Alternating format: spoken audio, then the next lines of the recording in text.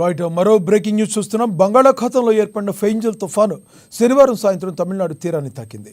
పుదుచ్చేరి సమీపంలోని మహాబలిపురం కరక్తేకల్ మధ్య తీరం దాటే ప్రక్రియ ప్రారంభమైనట్లు వాతావరణ శాఖ వెల్లడించింది. తీరం వెంబడి గరిష్టంగా గంటకు 90 కిలోమీటర్ల వేగంతో గాలులు వీస్తున్నాయి. పూర్తిగా తీరంపైకి వచ్చాక తీవ్ర వాయుగుండంగా బలహీనపడనుంది. తుఫాను ప్రభావంతో శుక్రవారం నుంచి తమిళనాడు, రాయలసీమ, దక్షిణ కోస్తా ప్రాంతాల్లో వర్షాలు కురుస్తాయి. రాబోయే 2 రోజులు భారీ వర్షాలుంటాయని విశాఖలోని తుఫాను హెచ్చరికల కేంద్రం తెలిపింది. ఆది సోమవారాల్లో శ్రీ పొట్టి శ్రీరాములు నెల్లూరు, తిరుపతి, చిత్తూరు, అన్నమయ్య, వైఎస్ఆర్ శ్రీ సత్యసాయి జిల్లాల్లో భారీ వర్షాలు కురుస్తాయని పేర్కొంది.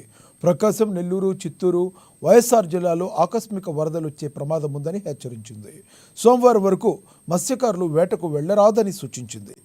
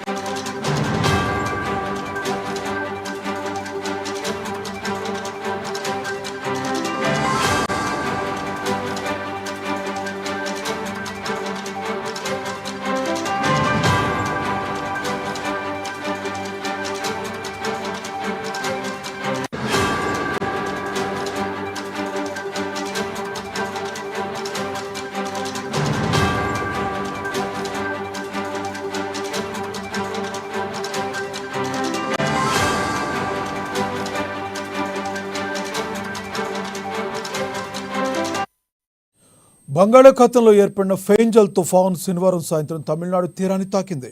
పుదుచ్చేరి సమీపంలో మహాబలిపురం, కర్తైకల్ మధ్య తీరం దాటే ప్రక్రియ ప్రారంభమైనట్లు వాతావరణ శాఖ వెల్లడించింది. తీరం వెంబడి గరిష్టంగా గంటకు 90 కిలోమీటర్ల వేగంతో గాలులు వీస్తున్నాయి. పూర్తిగా తీరంపైకి వచ్చాక తీవ్ర వాయుగుండంగా బలహీనపడనుంది. తుఫాను ప్రభావంతో శుక్రవారం నుంచే తమిళనాడు, రాయలసీమ, దక్షిణ కోస్తా ప్రాంతాల్లో వర్షాలు కురుస్తున్నాయి. రాబోయే 2 రోజులు భారీ వర్షాలుంటాయని విశాఖలోని తుఫాను హెచ్చరికల కేంద్రం తెలిపింది. ఆది సోమవారాల్లో శ్రీ పొట్టి శ్రీరాములు నెల్లూరు జిల్లా, తిరుపతి, చిత్తూరు, అన్నమయ్య, వైఎస్ఆర్ శ్రీ సత్యసాయి జిల్లాలో భారీ వర్షాలు కురుస్తాయని పేర్కొంది. ప్రకాశం, నెల్లూరు, చిత్తూరు, వైఎస్ఆర్ జిల్లాల్లో ఆకస్మిక వరదలు వచ్చే ప్రమాదం ఉందని హెచ్చరించింది. సోమవారం వరకు మత్స్యకారులు వేటకు వెళ్లరాదని సూచించింది.